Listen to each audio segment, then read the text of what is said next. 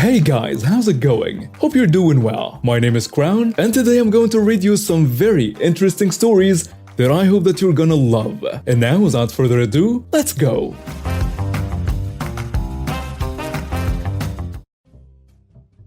This story is from late September. I was thinking about it for a bit yesterday, and I think this story could go here. It's the day after my birthday. I was stoked to exist due to the wonderful birthday I had. Unfortunately, it was a Monday and I had to commute to my university for class. No problem since I was in such a good mood. I drive as normal, singing along to the music I was playing in my car. I took my exit as normal as well. However, when I got to the end of the exit, where the stoplight is, a car ended up trying to switch lanes without signaling and ended up hitting me. You see, the exit had 3 lanes towards the end. One to go left, one to go straight, and one to go right. I was in the middle lane, trying to go straight, and the car that hit me was in the left lane. I was terrified because this was my first accident. I hate to say, but I'm kind of a coward, and so I was also crying because I was that scared. We pull out of the exit and go into a nearby parking lot to call the police. And now, the mess begins. The entitled dad of the story steps out of the driver's seat of his car and comes over to my passenger side window, tapping it. "Why did you hit my car? Who are you to drive so recklessly?" His entitled son, who is standing behind his dad, says, "Yo, what the heck? Do you know how much this car was?" It was a Lexus, so I assumed a lot. At that point, I just lock my doors and call my dad. My dad then reassures me that everything will be okay and to just calm down and call the cops. I just do that, but the entitled dad continues to be a jerk, while his son is also calling the cops.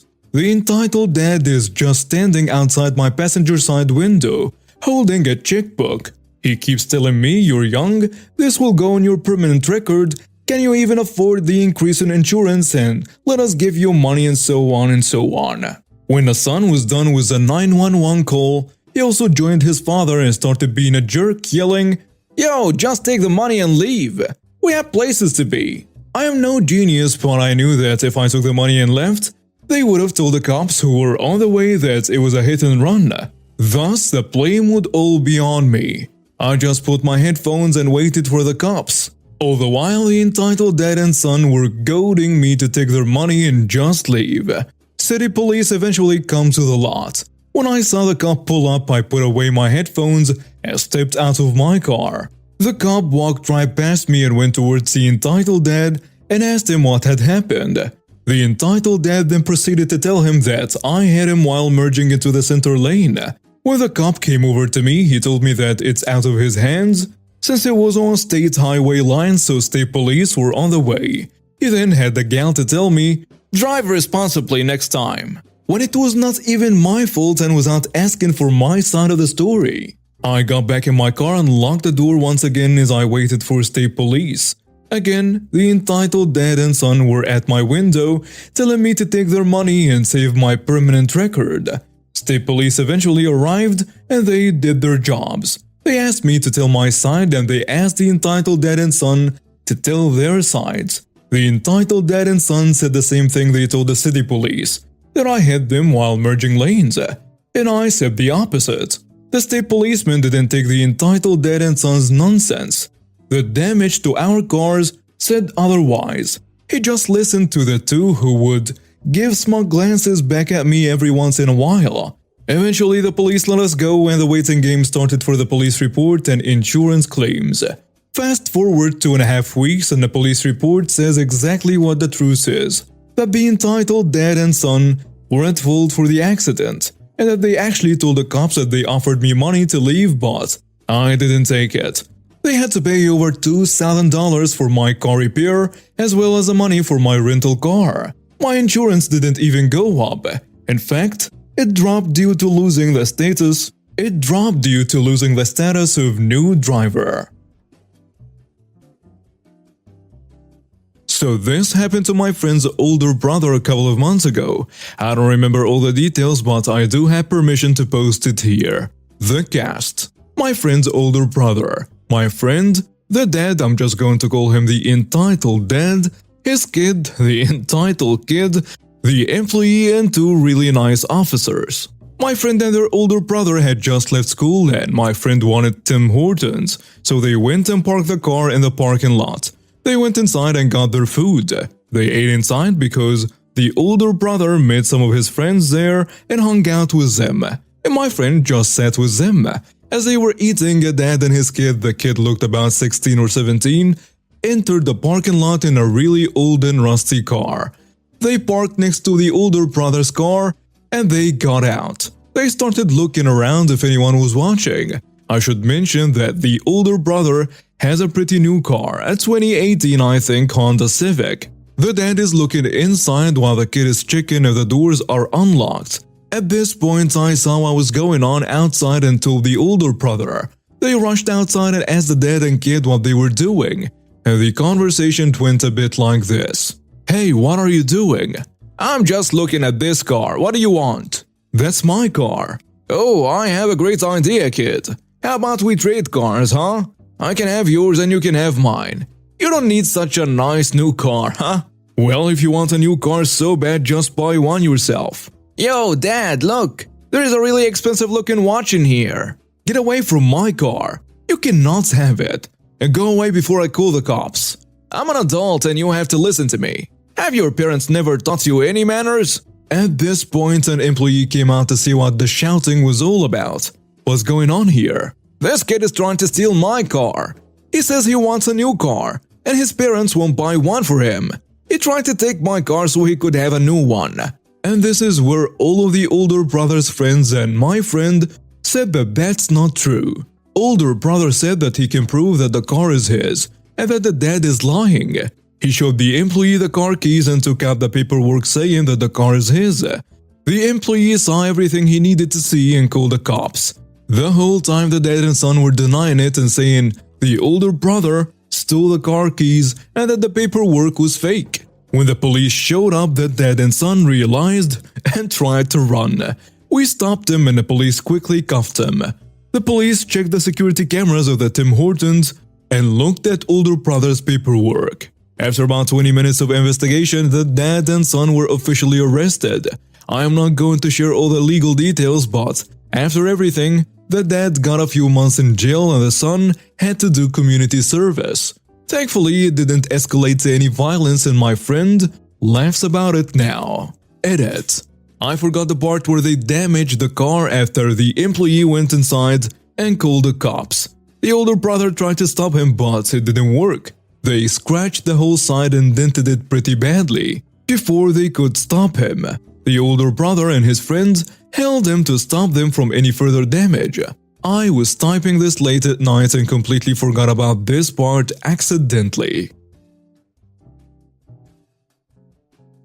One of the reasons my marriage works is that my husband and I have very similar opinions most of the time. One of the notable exceptions to this is a parking brake. When I learned to drive, I was taught to use a parking brake every time I parked. Once I got my license, I learned that not everybody actually does that. I made a conscious decision to continue to use parking brake for every park. It's better to use when it's not needed than to forget it when it's needed.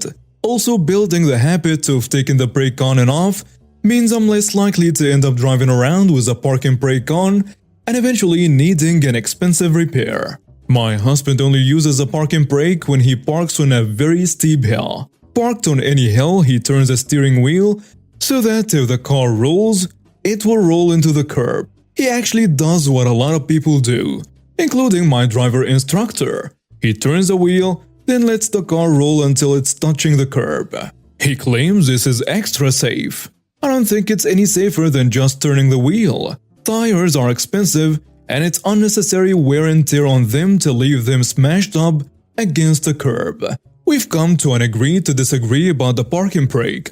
He sometimes grumbles a little when he drives a car that I drove earlier and has to remember to take the brake off, but it's not really any kind of a big deal. Well, my stepdaughter learned to drive. Her dad has been the main driver instructor, but with his blessing, because I'm not her actual parent, I've done some driving instruction too. The first time the emergency brake came up, we explained that her dad and I had different habits about how we use a parking brake. We told her that for simplicity while she was learning, she should do it Dad's way. But when she's out driving on her own, she will eventually develop her own habits. This was about a year ago. Today my stepdaughter drove and it was the first time she parked on a hill by a curb. It was a slight hill but definitely a hill. She parked by the curb and asked if she should use a parking brake. At the same time I said yes and her dad said no. He instructed her to turn the wheel and let the car roll into the curb and that was good enough. I let him finish this instruction. When we got out though, I said that I prefer to use the emergency brake and not press the tires against the curb. I didn't say his way was wrong. I just shared that I do the same parking job a different way than her dad does it. This is a normal thing we've done throughout her learning to drive. Well, I don't know, my husband must have gotten up on the wrong side of the bed because he got a little salty and said maybe you should read the driver's manual and see what it says about parking. I was a little annoyed but I was going to let it drop. However, once we got where we headed and I had a minute, I thought I should just do that. We currently live in a different state than the one I learned to drive in, and I've never read the driver manual for this state.